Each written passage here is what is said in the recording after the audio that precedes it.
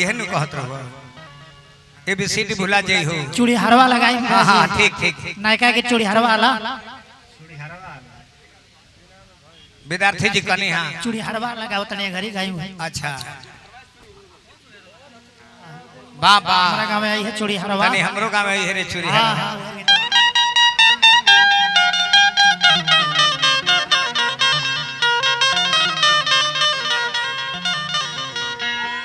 मुंह पर ना खड़ा होकर जला तू अलग साइड बना के रहा। हां हमने के दिन रात ऑडियो वीडियो बनावले बने जा। ऑडियो वीडियो के कलाकार हमेशा नचनिया के चूतर ना रह के चाहिए कैमरा के ऊपर चेहरा रह के चाहिए एकरा पर ध्यान दे। नारदी विधा के व्यास में सर्वप्रथम ऑडियो वीडियो के कलाकार कमल वास को मनोजो तिवारी घरी ना रहे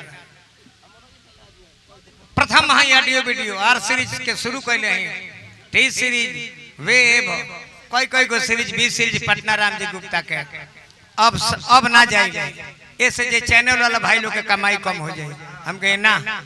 रहे तो हम तक दो को पद पर विराजमान बने व्यास बोलले बने जिला परिषद बोलले बने अपने एगो चैनलो नहीं खे हमारा नाम पर दोसर चलाई बाकी हमारा नहीं ऐसे हम कहली कि ना ऐसा गद्दारी भोजपुरिया लोगन से ना करो। देखी चूड़ी हरवा एक दिन हमारो गाँव में रे चूड़ी हरवा एक जानी बोलावा तेरी चूड़ी हरवा के ए चूड़ीहार सुनता र तनी हमरो मन बाकी तनी हमरा की शंखा पुल ले ले आइहा शंखा पुल ना ओले बढ़िया बढ़िया चूड़ी ले आइहा शीशा वाला चूड़ी ले आइहा ओमे नग लागल होखे। ए चूड़ीहारो दिन में ना साझी के बेरा आइहा हमरा की हां आ हमर हाथ दबा के चूड़ी पहनई है। ए चूड़ीहार कुछ चाहिए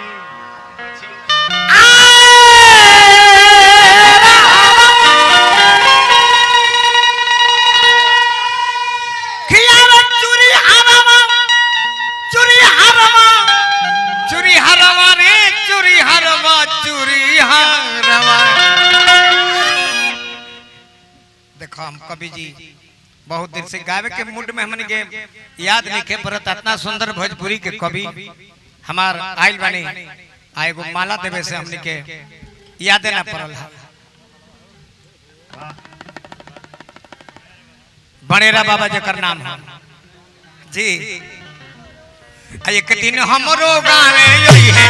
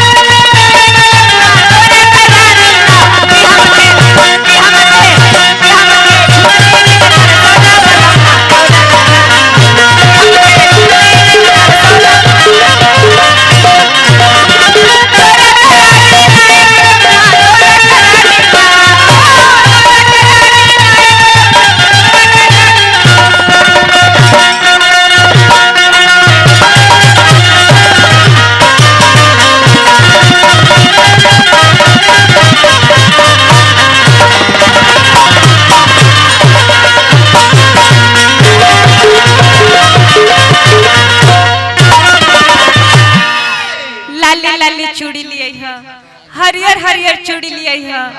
आ बीच में ओकरा नग बैठा के लिए है। ये चूड़ी है हमारा गुड्डू पांडे और पिंटू यादव जी की जोड़ी बना रहो देखी 1000 रुपया पुरस्कार दे रहा छोड़ दो कह तरीका मुखिया जी पटना से चूड़ी नहीं हो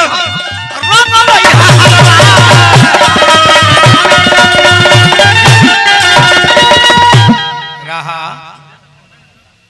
विद्यार्थी जी के पढ़ावल बेटा लो ढेर लो IAS IPS बन गए पटना से चूड़ी नहीं हो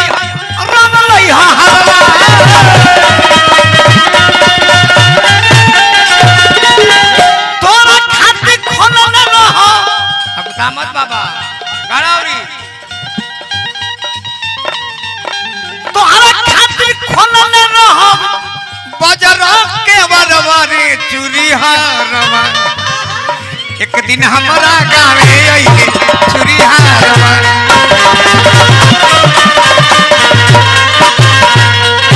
एक दिन हमरो घरे अइहे चूड़ी हारवा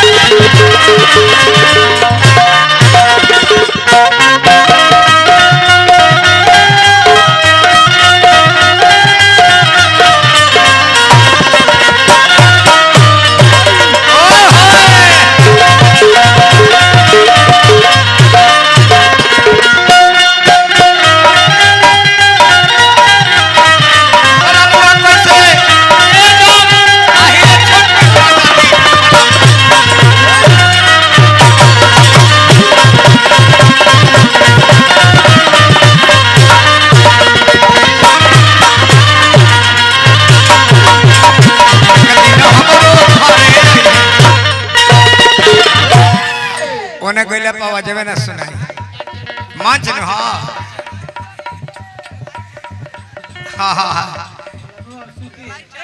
अच्छा ठीक अरे बा भाई अरे बाजी है ने अच्छा आ जाइए आवाज प्रणाम करनी है ठीक बानी सब है हाँ हाय देखिए पटना से चूड़ी लई हो रंग लई हरवा जानता ना हमारे घर कहाँ बा आसनी निशानी बाटे पकवाई नरवा रे चूड़ी हारवा एक दिन हमरो गावे अइहे चूड़ी हारवा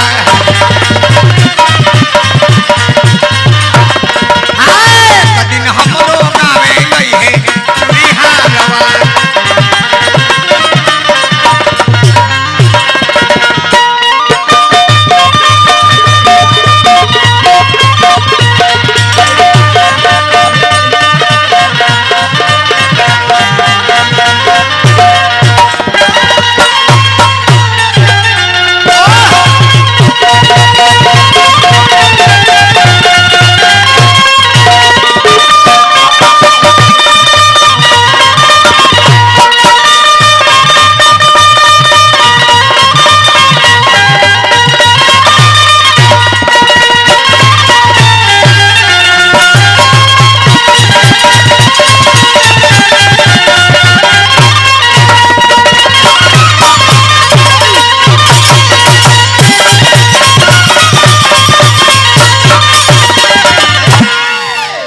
देखे तो हमारा माने बाबू लूड़ी सिंह जी का करता रहा गुड्डू बाबू महफिल बिगड़त आवे तो मंच पर हे जे खेला करे दो अकेले तार लोग आज दल बड़ा का कम 200 रुपया ले रह दाई तरे हई देख हे जे आज मंच पर बैठल बे रुपया न बुझता